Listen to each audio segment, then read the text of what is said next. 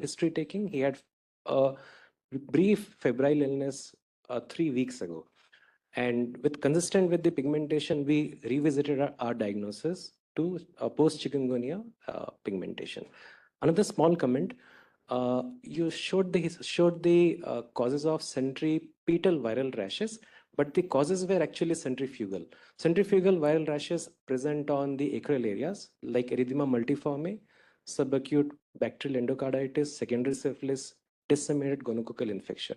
Those conditions and the diagnosis were actually centrifugal rashes, but the heading was centripetal rash. Centripetal rashes classically are viral exanthems and drug reactions.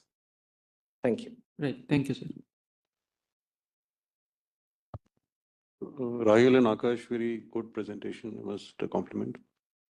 When we talk about cerebralitis, as Uday also spoke, the more commoner infections that can cause cerebralitis include HIV.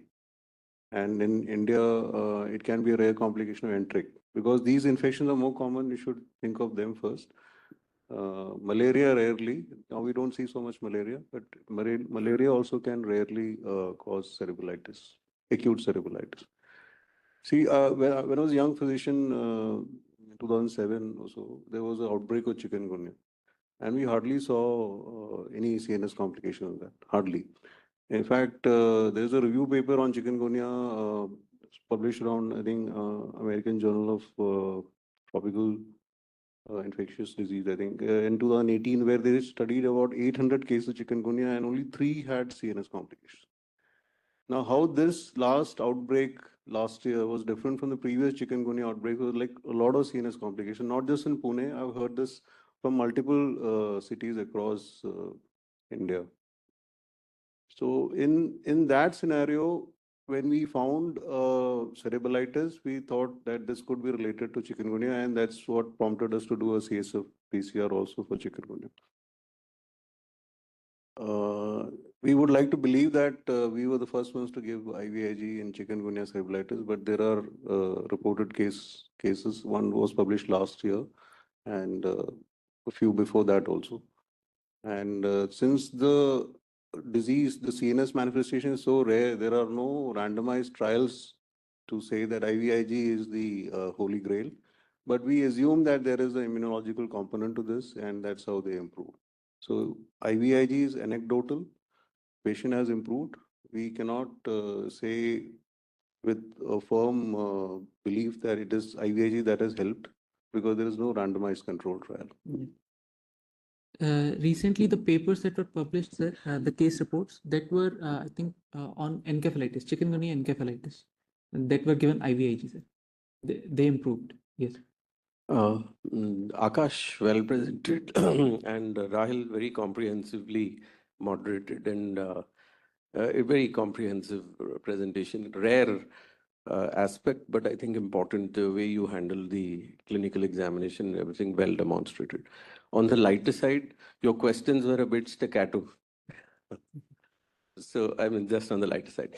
And the other aspect in the management of the arthritis, actually in all of medicine, there is no role for dogmatism. So, even in the acute phase, sometimes we will use steroids. The guidelines or things like that are at the best of framework. Thank you. Thank you, sir. Very well conducted, at least you conducted very well, Professor Chair. In the initial slides, the vitals are very good. One only point regarding relative tachycardia. One of the most common causes myocarditis, because gas gangrene is not so. Myocarditis is very common in our practice, and as Vinny already told, chikungunya is very rare, causing cerebral ataxia. In pediatrics, it's much more common in varicella. What is infectious and post-infectious, and post-infectious there is a role of IVIG also. So varicella should not be forgotten as a cause of cerebral ataxia in pediatrics. Thank you. Very good case. Thank you. A very well discussed case.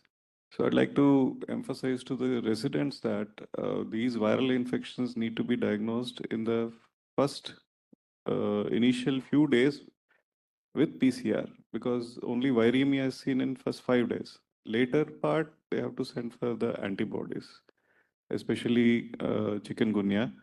If it comes negative in the first phase, you need to send it again, repeat the investigation. And the complications are seen mainly in the elderly and pediatric age group.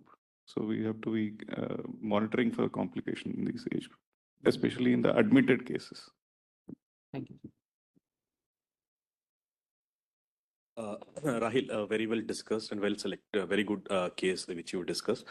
I just want to, we also had a similar case in Command Hospital Chandi Mandir in 2014.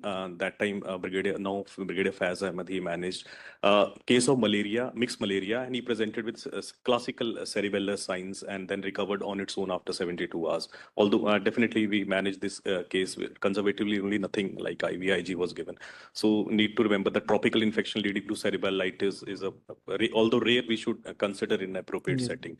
Secondly, Uday sir has already pointed out that the postural fall, orthostatic hypotension, the immediate fall should also be like it's a range from 1 to immediate also 1 to 3 minutes because varoreflex adaptation failure will present very early.